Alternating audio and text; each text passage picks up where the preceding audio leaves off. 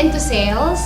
So for the past 10 years, from the year 2000 to 2010, I've been working in a forwarding company as a corporate sales account manager. But noong 2010, I decided to leave the corporate world because I gave birth dun sa first child ko and decided to concentrate and to be a full-time mom. Actually, it was really a tough decision for me, knowing that mas malaki yung ini-income ko sa corporate world before compared sa husband ko. Pero I decided to be a full-time mom and full-time in V-Mobile because of one reason lang talaga. To be hands-on sa baby ko. Kasi kung ipapaalaga ko siya sa yaya o sa ibang tao, I think hindi mamamatch talaga yung pag-aalaga ng isang ina sa anak niya. Siguro lahat ng work o lahat ng business hindi naman magsa-start na madali. Okay? Walang nag-start ng madali and then all throughout madali. So, syempre talagang mahirap siya at the same time. Kasi being a full-time mom, a wife, and also having a business at the same time, it's not an easy task na pagsabay-sabayan siya. You really have to budget your time every day. Like, pwede mo muna kasi asikusuhin si baby during daytime bago mo siya gawin yung business. Kumbaga, hindi talaga siya madali, pero sa lahat ng mahirap, ito na yung pinakamadali. Laging tumatatak sa isip ko, sa business na ganito, ang pinakamadaling gawin talaga, mag-quit. Pero at the same time, kung mag-quit ka, pinakawala mo lahat yung pangarap mo. Kasi lahat naman tayo nangangarap magkaroon ng time and financial freedom. Pero siguro isang pinaka-the best na quote o pinaka-the best na nagbigay sa akin ng inspiration to move on is yung quote na binigay ng husband ko sa akin.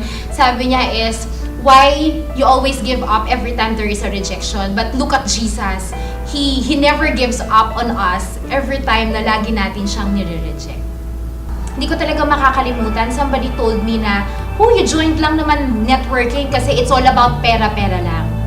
Pero in reality, hindi nila naiintindihan is, we are aiming sa ganitong business is to have time and financial freedom na kasama mo yung family mo. Bakit ko nasabi yon?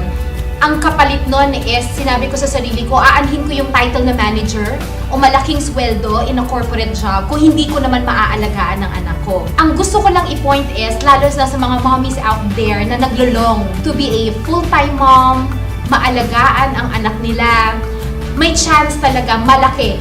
It's just that, ang ma-advise ko lang, kailangan nyo lang you have faith and courage to do that. No matter what yung mga tao, kung ganong panira ang sinasabi about V-Mobile, about sa pagkatao mo, minsan downgrading na talaga.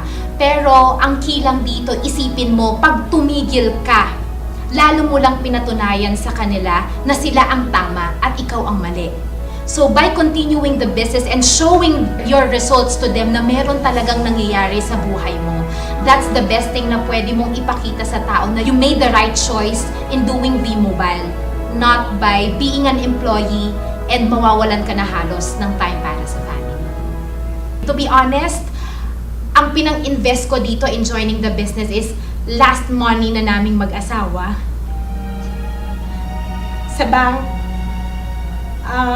Ang pera na lang namin that time is only 12,000 pesos and I invested that during the time way back 2011. Nung pag-uwi ko, 36 pesos na lang yung laman ng bank account namin. Hindi ko alam kung anong pwedeng mangyari. One thing lang ang objective ko, to take care of my child and earn at the same time. Hindi ko na nilong na lumaki pa yung sweldo. Hindi ko kailangan ng manager na title. In reality, V-Mobile taught me that more than the manager na title, mas maganda palang tawagin ka as a mentor ng libo-libo mong members under